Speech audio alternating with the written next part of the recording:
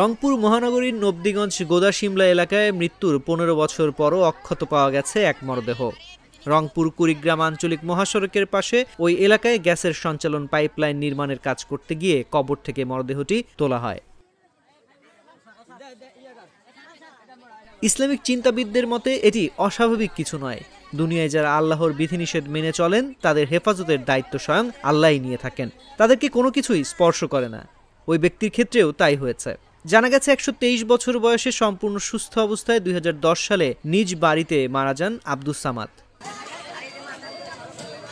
ছিলেন কৃষিকাজের সঙ্গে যুক্ত।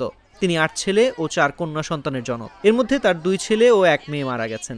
স্বজন ও স্থানীয়রা জানান, রংপুর কুড়িগ্রাম আঞ্চলিক মহাসড়কের পাশে রংপুর মহানগরের নবদিগঞ্জ গোদাশিমলা এলাকায় গ্যাসের সঞ্চালন পাইপলাইন নির্মাণ চলছিল। এ কারণে সেখান থেকে কয়েকটি কবর স্থানান্তরের উদ্যোগ নেন স্বজনরা। 2 দিনে 4টি কবর স্থানান্তরের পর 15 বছর আগের সেই পুরনো কবরটি গত বৃহস্পতিবার স্থানান্তর করতে গিয়ে এ ঘটনায় অবাক হন তারা। দেখা গেল অক্ষত অবস্থায় সাদা কাপড় দিয়ে মোড়ানো আছে মরদেহটি। দ্বিতীয়বার সচক্ষে অবিকল অভিভাবককে দেখতে পারায় অবাক মরহুমের স্বজন সহ পুরো গ্রামবাসী।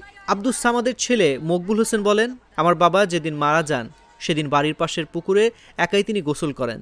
এরপর তিনি পুকুর থেকে উঠে এসে চেয়ারে বসলে ওই অবস্থায় তার মৃত্যু হয়। তিনি ধার্মিক মানুষ ছিলেন।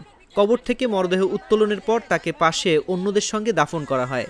তার শরীরের সবকিছুই স্বাভাবিক মনে হয়েছে, শুধু শরীরের চামড়াটা শুকিয়ে গেছে।